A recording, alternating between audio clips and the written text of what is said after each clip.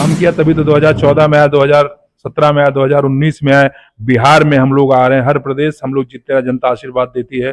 विपक्ष का काम ही यही करना है कि क्षेत्र में बेरोजगारी और महंगाई लगातार बढ़ रही है, जिससे जनता बहुत परेशान है। इस आलोचना को आप कैसे देखते हैं? विपक्ष बेरोजगारी की बात करता है। इससे पहले जब आयोग में भ्रष्टाचार था, मैंने तो सदन में आयोग में भ्रष्टाचार था, नौकरी में भ्रष्टाचार। क्या भाजपा सरकार की नीतियों में हर वर्ग के लोग को बराबर फायदा मिल रहा है? निश्चित। क्या ये मुद्दा 2027 में आने वाले चुनाव पे बीजेपी के ऊपर कोई असर डालेगी? कोई असर नहीं, विकास, लोग जनता विकास देख रही है आज।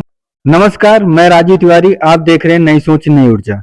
अभी हमारी मौजूदगी है सुल्तानपुर जनपद के कादीपुर क्षेत्र में और हमारे साथ मौजूद हैं अपने लोकप्रिय क्षेत्र के माननीय विधायक जी राजेश गौतम, जो कि बीजेपी से कादीपुर के इस टाइम विधायक हैं और जमीनी स्तर पर अपने क्षेत्र की जनता के विकास कार्यों के लिए काम कर रहे हैं और तत्पर जुटे हुए हैं। तो आज हम इन्हीं से बात करने आए हैं और जानने आए हैं इनके क्षेत्र की जनता इनको किस तरह प्रेम देती है, ये अपने क्षेत्र में किस तरह रहते हैं, लोगों के बीच इनका प्रेम व्यवहार कैसा है।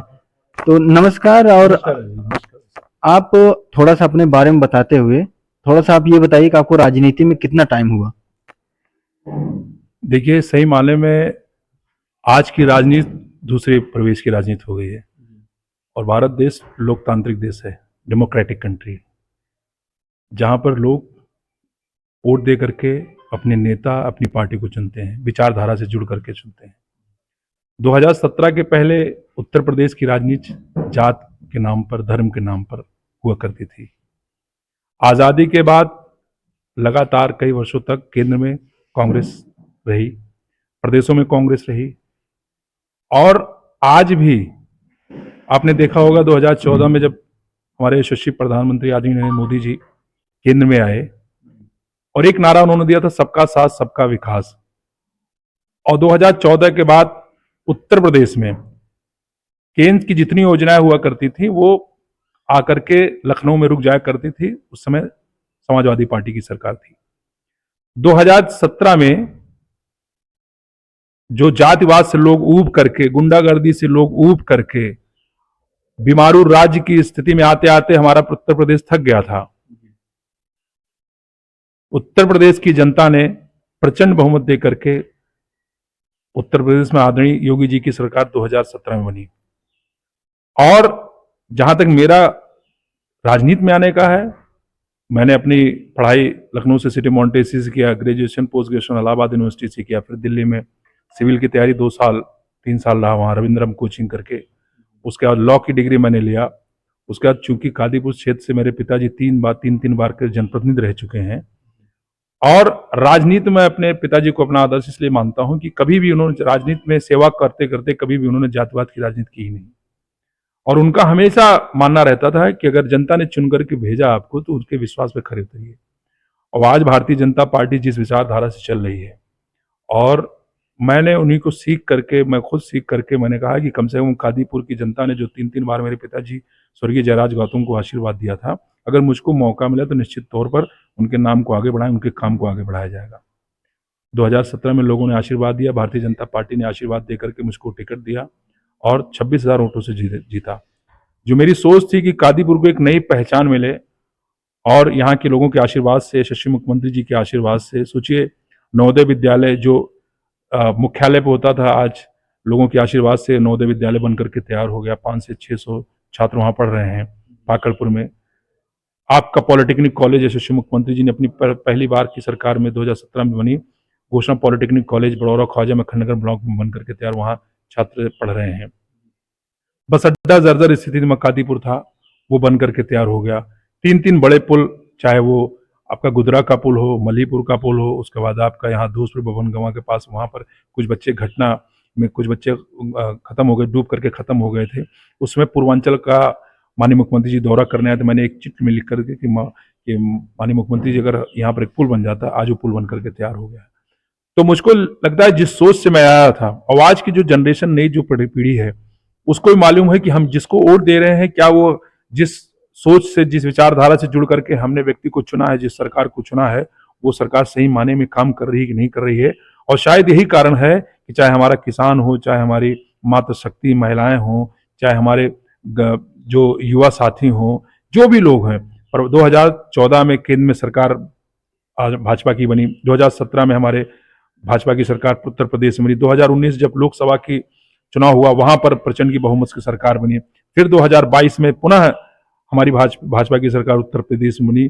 उसके बाद 2024 में जब लोकसभा का चुनाव होता है, तीसरी बार हमारे यशस्वी प्रधानमंत्री आदरणीय नरेंद्र मोदी जी देश के प्रधानमंत्री बनते हैं।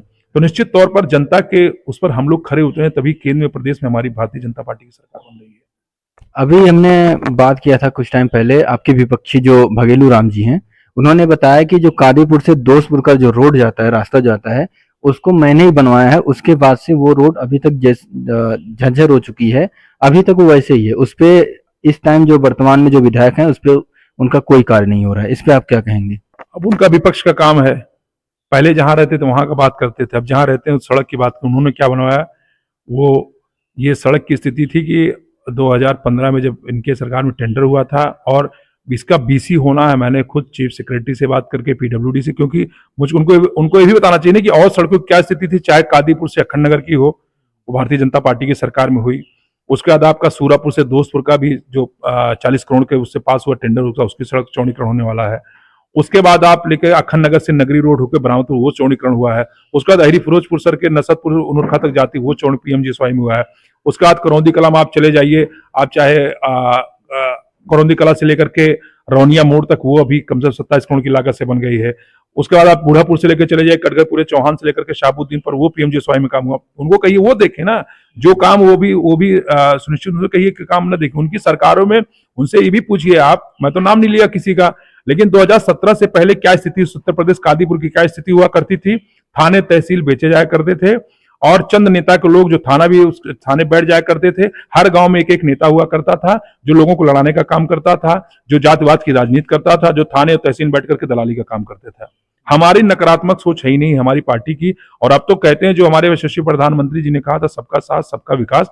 आज की डेट में हम कह सकते हैं सबका साथ सबका विकास, सबका विश्वास और सबका प्रयास के साथ साथ प्रदेश में केंद्र में सरकार चल रही है। कि क्षेत्र में बेरोजगारी और महंगाई लगातार बढ़ रही है, जिससे जनता बहुत परेशान है। इस आलोचना को आप कैसे देखते हैं? विपक्ष वही विपक्ष बेरोजगारी की बात करता है। इससे पहले जब आयोग में भ्रष्टाचार था, मैंने तो सदन में आयोग में भ्रष्टाचार था, नौकरी में भ्रष्टाचार, आपको याद करिए 2017 से पहले जब कोई वैकेंसी निकलती थी, हर वैकेंसी से वहीं सेक्रेटेरिएट से पर्ची चली आया करती थी और अपने गिने चुने लोगों को, चाहे वो नेता के रिश्तेदार हुआ करते थे, नेता के परिवार वालों थे, पैसे दे करके नौकरियां दी जाती है। आज की डेट में लाखों के रूप में नौकरियां, चाहे शिक्षा विभाग में हो, चाहे प्रशासनिक आपका लोक सेवा आयोग उत्तर प्रदेश में, उनको देख लीजिए, कोई व्यक्ति नहीं कह सकता है जिसने भी नौकरी पाया है, कोई भी नहीं कह सकता पारदर्शी तरीके से कि 1 रुपया कहीं किसी को दिया गया हो। क्या भाजपा सरकार की नीतियों में हर वर्ग के लोग को बराबर फायदा मिल रहा है? निश्चित तौर पर आप जाकर के देख लीजिए। हमने कहा सबका से, हमने कभी नहीं कोई भी कार्य, चाहे वो आयुष्मान कार्ड हो, चाहे मुख्यमंत्री आवास हो, चाहे प्रधानमंत्री आवास हो, जितनी केंद्र सरकार की योजना है, प्रदेश सरकार की योजना है, हमारी सरकार ने कभी भी जात और मजहब के नाम पे विभाजन कार्य नहीं किया। यहाँ पर नगर पंचायत, 2 नगर पंचायतें, दोस्तपुर और कादीपुर, जहां हमारे अल्पसंख्यक लोग हैं, उनको भी अगर पात्रता की सूची में है, 12 से 1400 उनको आवास मिले हैं। नगर पंचायत कादीपुर में आप देख लीजिए, कभी भी हमारी पार्टी जात के नाम पे, मजहब के नाम पे कभी भी भेदभाव नहीं करती। ये विपक्ष का काम है कि जो बांट करके, लोगों को बांट करके फूट डालो और राजनीति करो। अभी एक पूरे भारत देश में एक बहुत बड़ा अभियान चल रहा है, यूजीसी का बहुत बड़ा चल रहा है। इस पे बहुत ज्यादा भाजपा के खिलाफ विरोध भी हो रहा है। आप इसके बारे में क्या कहेंगे? देखिए, अगर मुझको लगता है कि जो लोग जो विरोध कर रहे हैं उनको तो कोई मुद्दा मिल नहीं रहा है, और ये सही माने में है कि अगर सुप्रीम कोर्ट ने उसको पारित किया तो उसको वापस भी ले लिया गया है। इसका कोई लेना देना हमारी सरकार से नहीं है। जो भी चीजें हो रहा है उसको, उन मुद्दों पे अगर ये सुप्रीम कोर्ट ने पारित किया, उसको फिर वापस ले लिया गया है। जी। क्या ये मुद्दा 2027 में आने वाले चुनाव पे बीजेपी के ऊपर कोई असर डालेगी? कोई असर नहीं। विकास, लोग, जनता विकास देख रही है। आज यही विकसित भारत, विकसित उत्तर प्रदेश के हमारे यशस्वी प्रधानमंत्री जी कहते हैं, आज 3rd इकोनॉमिक पावर हम लोग बनने जा रहे हैं। और आज यही भारत हमारा, चाहे वो कोई भी देश के बाहर जाते हैं, तो निश्चित तौर पर हमारे यशस्वी प्रधानमंत्री जी ने जो एक नए भारत की सोच, जो विकसित भारत लेकर के हमारे यशस्वी प्रधानमंत्री चल रहे हैं 2047 तक, निश्चित तौर पर एक जो भारत में जो हमारे पूर्वजों ने सपना देखा था, जैसे हमारे पूर्वजों ने सपना देखा था कि अयोध्या में भव्य राम मंदिर का निर्माण हो, आज देखिए वहां भव्य राम मंदिर का निर्माण हो गया है। काशी में आप जाकर के देखिए, मथुरा में देख करके देखिए, एक्सप्रेसवे देखिए, एयरपोर्ट देखिए, मेडिकल कॉलेज देखिए, तो आज की जनता देख रही विकास कैसे हो रहा है। जहां पर गुंडागर्दी खत्म हो गई, जहां माफिया एकदम अंडरग्राउंड हो गए हैं, जहां पर हमारी बहन बेटियां सुरक्षित हैं, जनता ये सब देखती है। ये नकारात्मक सोच लेकर के विपक्ष के पास कोई मुद्दा रह ही नहीं गया है। विपक्ष का लगातार ये भी आरोप लग रहा है कि जो एसआईआर अभी जो लागू किया गया बीजेपी द्वारा, उनका मतलब इस एसआईआर का लागू करने का मेन मकसद यही था कि विपक्ष का जितने भी वोट हैं उसको काट दिया जाए, जिससे बीजेपी 2027 का चुनाव आराम से निकाल सके। बहुत महत्वपूर्ण आपने राजन भाई सवाल किया है। बार बार हमारे चुनाव आयोग से कहा जा रहा था, हम लोग खुद कह रहे थे कि जिनको फॉर्म 6 हो, फॉर्म 7 हो, फॉर्म 8 हो, खुला मतलब ये खुल के कहा जाए, जिसको भी जाना, जिसको आपत्ति करना आपत्ति डाले। अगर जैसे मैंने आपको मैंने ऑब्जेक्शन किया, तो आप जाकर के अपना चेक कराइए, अगर आप हैं, मौजूद हैं, प्रेजेंट है, तो उसमें कोई आपत्ति नहीं हो सकती है। विपक्ष ये भी कह रहा है कि सरकार सिर्फ घोषणाएं करती है लेकिन काम करके नहीं दिखाती है। आप इस पे क्या कहें? विपक्ष तो कहेगा, काम जनता से पूछे। काम किया तभी तो 2014 में आया, 2017 में आया, 2019 में आया। बिहार में हम लोग आ रहे हैं, हर प्रदेश हम लोग जीतते हैं, जनता आशीर्वाद देती है। विपक्ष का काम ही यही करना, तो फिर उनका काम वो करें। हमारा काम, हमारी सरकार का काम विकास करना, हमारी सरकार विकास कर रही है। कादीपुर में शिक्षा और स्वास्थ्य सुविधाओं को बेहतर बनाने के लिए क्या कदम उठाए गए हैं अभी तक? शिक्षा के नाम पे मैंने बताया कि नवोदय विद्यालय चल रहा है, सत्र चालू हो गए हैं, पॉलिटेक्निक कॉलेज चल रहे हैं। उसके बाद आज चाहे किसी भी विद्यालय, सरकारी विद्यालय में आप चले जाइए, पठन पाठन का कार्य हो रहा है। प्रदेश सरकार की जितनी भी कायाकल्प के माध्यम से सारे विद्यालयों का कायाकल्प कर दिया जा रहा है, और हम लोग खुद जाकर के सर्वे करते रहते हैं, लोगों से अपील करते रहते हैं। और आज हमारे बेसिक शिक्षा में आप देख लीजिए, आपको मालूम है कि 2025-26 का बजट इस बार का जो 9,12,936 करोड़ है, ये पिछली बार के बजट से 12.9% ज़्यादा है। तो निश्चित तौर पर हमारी सरकार चिंतित है, चाहे शिक्षा का क्षेत्र हो, चाहे स्वास्थ्य का क्षेत्र हो, चाहे ऊर्जा का क्षेत्र हो, हर क्षेत्र में काम हो रहा है। अभी देश में ये भी बहुत हलचल मचाए हुए है जो मूवी रिलीज हो रही है। जैसे इसके पहले भी लालची पंडित मूवी रिलीज हुई थी। अभी यादव जी की प्रेम कहानी करके एक मूवी आई है जिसपे बहुत ज़्यादा यादव लोग बहुत ज़्यादा भड़के थे। इसके पहले जब लालची पंडित मूवी निकली थी तो उस पर ब्राह्मण समाज बहुत ज़्यादा भड़का था। तो ये कैसे हो रहा है? अगर बीजेपी की सरकार अगर चाहे तो इसको रोक सकती है। अब देखिए ना, हमने कहा कि जातिवाद भड़काने का काम हो रहा है ना। हम बटेंगे तो कटेंगे ना, हम एक हैं तो सेफ हैं। तुष्टिकरण की राजनीति वो करते हैं, हम संतुष्टिकरण की राजनीति करते हैं। हमारी सरकार, चाहे केंद्र सरकार चाहे प्रदेश सरकार हो, उनका काम है कि जात में बांट करके। पहले क्या हुआ करता था, मैं जिस सुरक्षित सीट से हूँ, पहले क्या हुआ करता था, पैसे दे दे करके लोग टिकट ले लेते थे, टिकट बेचे जाया करते थे। आज के उसमें हर व्यक्ति जानकार है, हर व्यक्ति सोशल मीडिया के माध्यम से जान रहा है कि हमारा जनपद जिसको हमने चुना है, जिस सरकार को हमने बनाया है, वो कितना खरा उतर रही है। और इसमें बड़े दावे के साथ मैं कह सकता हूँ कि जनता ये जान गई कि उसका विकास और उसका उत्थान, प्रदेश का मान सम्मान और देश का मान सम्मान हमारी भारतीय जनता पार्टी की जो सरकारें हैं कर रही हैं। यूजीसी जो भी लागू किया गया था उससे जुड़े मुद्दों पर कहा जा रहा है कि सवर्ण समाज भी नाराज है और अन्य जातियों भी असंतुष्ट दिख रही है। क्या सरकार को इस पर पुनर्विचार करना चाहिए? कोई संतुष्ट नहीं दिख रहा है, सब संतुष्ट है। एसआईआर से सब संतुष्ट है। एसआईआर से सब संतुष्ट है। एसआईआर भाई सब कर रहे हैं, सब लोग नाम जड़ा जागरूक हो गए। और हमारी जिम्मेदारी बनती है, अगर हम 18 साल के हो गए, नौजवान हो गए हैं, और जब हम वोट देते हैं, अगर हम वोट देते हैं, जैसे हमारे घर कोई बीमार हुआ तो हम अच्छा डॉक्टर खोजते हैं, हमारे घर में कोई अगर बच्चा होता तो हम सोचते हैं अच्छी शिक्षा उसको मिले। ठीक उसी तरीके से अब आज की जनता जानती है कि जिसके हाथों में हम 5 साल देने जा रहे हैं, वो 5 साल हमारा मान सम्मान बढ़ाएगा, विकास काम करेगा, हर क्षेत्र में काम करेगा। तो उस आधार पर आज की जो वोटर हैं, पहले वोटर के नाम पे जैसे पिछली सरकारें हुआ करती थी, जात के नाम पे, मजहब के नाम पे लोगों को भड़काने का काम करते थे। आज का जो हमारा युवा है, हमारा किसान है, हमारी माताएं बहनें हैं, जो भी नारी वंदन शक्ति, हर कोई जागरूक है कि हमको वोट कहाँ करना है, और वोट वहीं पे करना है जहां पर विकास हो। मुझको लगता है कि भारतीय जनता पार्टी की आज हर प्रदेश में सरकार हमारी बन रही है, हमारे यशस्वी प्रधानमंत्री जी के मार्गदर्शन में, हमारे नेतृत्व में, उनके मार्गदर्शन में हमारे यशस्वी मुख्यमंत्री आदरणीय योगी आदित्यनाथ। यही उत्तर प्रदेश की आप चर्चा कर लीजिए, इसी प्रदेश के बाहर चले जाइए, आज के 2017 से पहले इस प्रदेश की क्या पहचान हुआ करती थी, लोग नाम तक नहीं लेते थे। आज उत्तर प्रदेश का नाम लीजिए तो आज लोग कहते हैं हाँ, वहाँ पर जहाँ गुंडागर्दी, हमारी माताएं बहनें सुरक्षित है, जहाँ गुंडागर्दी एकदम खत्म हो गई है, जहाँ पर विकास हो रहा है, बड़े बड़े निवेश आ रहे हैं, लोग पैसा लगा रहे हैं। जो अब आपका देखिए कुंभ मेला हुआ था, कितने करोड़ों लोग हमारे श्रद्धालु वहाँ दर्शन किए थे, उसके माध्यम से कितने लोग को रोजगार मिला था। आप यहाँ पर चले अयोध्या चले जाए, कितना निवेश लोग कर रहे हैं, पर्यटन का कितना बड़ा हो रहा है। तो ये काम होता है।